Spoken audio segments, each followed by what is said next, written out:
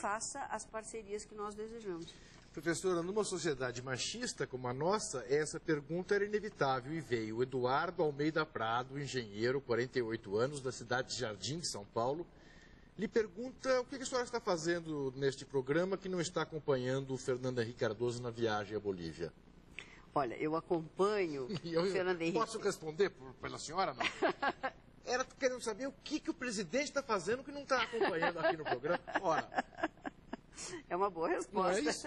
Mas, enfim, hoje eu desculpo que ele não esteja aqui me acompanhando, porque ele está realmente assinando tratados muito importantes na Bolívia, porque há toda uma negociação econômica interessantíssima e importante para nós, que ele está assinando e discutindo na Bolívia. Agora, eu, da minha parte, não posso colaborar em nada com isso.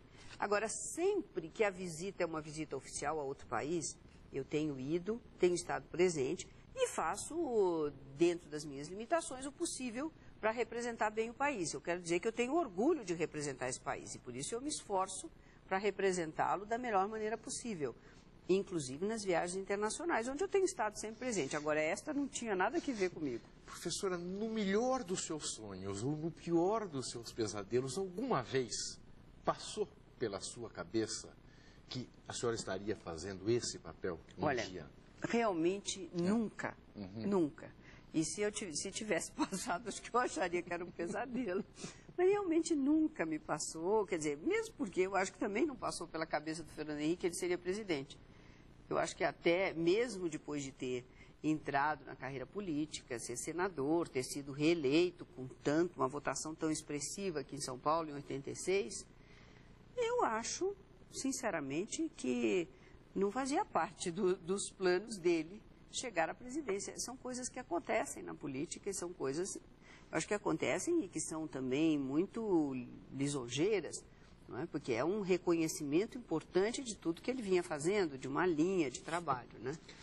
Mas a gente não tinha previsto, não. Vou dar 2 telefones de São Paulo, 011, portanto, da Comunidade Solidária. 251-2178, 251-2178 e 251-0905. O endereço aqui de São Paulo, Rua Ministro Rocha Azevedo, 38. Ministro Rocha Azevedo, 38. Como se encaixa o idoso no programa Comunidade Solidária? Pergunta o Roberto Meca, de Guarulhos. Olha, como eu já expus, nós não temos programas específicos. Por exemplo, no caso do idoso, o nosso papel tem sido de apoio a algumas iniciativas que reconhecemos importantes para os idosos. Então, isso já apoiei e continuo apoiando as ações da Secretaria de Assistência Social do Ministério da Previdência Social, que tem esse programa, que é também uma grande inovação, que é o auxílio renda mínima para os idosos, coisa também que não existia, nem se pensava, não se falava nisso no Brasil, e agora está aberto. Então, é uma coisa extremamente importante, eu acho que por aí é um caminho interessante. E tenho apoiado em várias iniciativas nesse campo. Professora, a sua situação começa a se complicar aqui, pelo menos na visão dos nossos telespectadores. O Claudemiro Vidal, securitário, de 32 anos, lhe pergunta: Dona Ruth, a senhora não se interessaria em concorrer à presidência para suceder FHC? Não, realmente não. Essa eu posso responder com a maior facilidade. Eu acho que nunca esteve nas minhas opções uma vida política no sentido de concorrer a eleições, ou seja, para o legislativo ou para o executivo. Quer dizer, não faz parte das minhas ambições. A senhora sabe que nós temos um antecedente histórico da maior importância na vida política brasileira, uma das coisas mais importantes do país, que é seguramente o Esporte Clube Corinthians Paulista. Quando o presidente Vicente Mateus não pôde se reeleger, ele fez da sua senhora a presidente do Corinthians. Bom, isso não é o único caso. Existem inúmeras prefeituras que se preenchem desse modo, e fora do Brasil nós poderíamos citar vários exemplos também. Não é? É verdade. Tem aí a Evita Peron e Isabelita Peron, duas que não nos deixam mentir, que realmente isso é um mecanismo que existe. Mas eu acho que isso quando as mulheres desejam, não é? Quando realmente isso parece alguma coisa que lhes interessa. Eu nunca tive esse interesse por esse tipo. Eu sempre fui uma pessoa muito interessada em política, em geral. Sou também participante de movimentos, de campanhas. Quer dizer, eu tenho sempre exposto claramente as minhas opiniões políticas. Mas, realmente, aí eu posso garantir para todos os seus telespectadores... que isso não passa pela sua cabeça. Já não me passava ser a mulher do presidente da República. Agora, menos ainda que a gente continue. A senhora tem notado que eu faço questão de tratá-la aqui como o presidente da República, o seu marido, e não como a senhora sendo a mulher do presidente. Muito obrigada. Eu sem acho dúvida. Isso muito bom. Mas isso aí, para mim, é questão fechada. Agora, o Biratã, que é radialista lá de Curitiba, pergunta, o que é pior, a pobreza socioeconômica ou a pobreza política? Olha, as duas coisas, inclusive, estão associadas.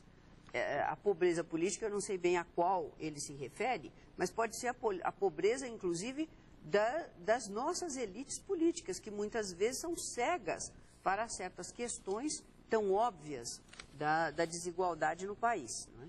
E eu acho que as duas são graves e estão, inclusive, associadas. Acho que precisamos combater as duas. A senhora diria, professora, que existe um abismo entre o mundo acadêmico e o mundo político? Não. Realmente também é outra dessas opiniões que vão se formando, que vai sendo repetido, e eu acho que as pessoas não têm pensado sobre isso. Porque a ideia de que o acadêmico é sempre alguém que está numa torre de marfim, isolado, pensando as suas coisas assim, sem consequências práticas.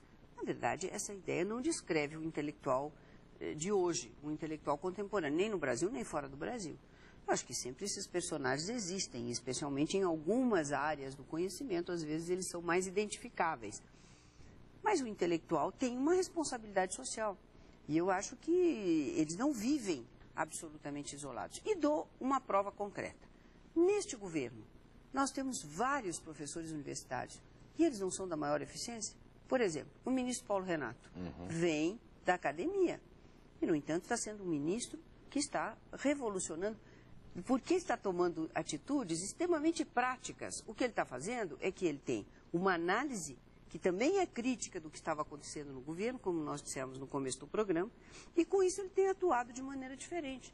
Então, ele manda o dinheiro diretamente para a escola, ele é criativo, ele encontra soluções e as põe em prática.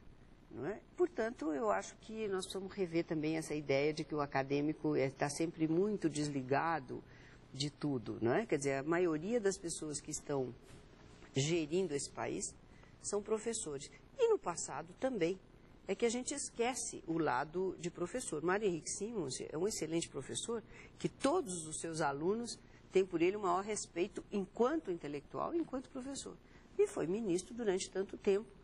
E realmente dirigiu a economia do país do ponto de vista prático. De um ponto de vista diferente do meu, mas de qualquer maneira, é mais um exemplo. Como última pergunta, professora, o Pelé, a figura, a imagem do Pelé, de alguma forma tem se associado à comunidade solidária? Sim, nós temos inclusive um programa comum, que é o Esporte Solidário, que é um programa, quer dizer, o Pelé executa o programa e eu apoio, não é? Mas apoio com grande entusiasmo, porque eu acho que o Pelé está realmente tentando trabalhar o esporte para a camada popular, está fazendo essa inversão de que sempre se chegava ao nível da classe média, que agora tem que chegar. Então a gente tem que fazer isso como uma escolha, como ele fez. Quer dizer, eu vou trabalhar na periferia das cidades, em parceria com quem estiver nesse lugar, em parceria com as prefeituras, e aí a importância da gente ter realmente essa parceria com o poder local funcionando bem, não é? E eu acho que esse programa está dando excelentes resultados. Ele está bastante adiantado, por exemplo, no Rio, não é? Onde eu estive junto com o Pelé no lançamento de um desses centros esportivos do esporte solidário, e acho isso extremamente importante, porque não serei eu que vou te dar lição, mas, na verdade, temos tantos talentos aqui no país que o que precisamos é disso, é de uma base para poder aproveitar todos os talentos, né? A senhora já me deu todas as lições. Eu, aliás, estava com muita saudade de ter uma aula. Acabei de ter. Espero que você tenha gostado tanto quanto eu gostei, dona Ruth. Professora, muito obrigado. Muito obrigada pelo seu convite, por essa conversa agradável, que foi realmente muito agradável. Obrigada. Amanhã a gente volta às 9 horas da noite, logo depois do horário político. Até lá.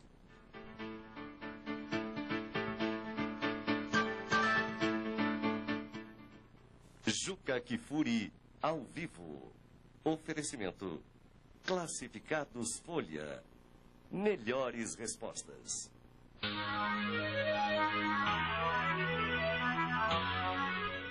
A seguir na CNT, Cine Festival, Beijou-me um Bandido.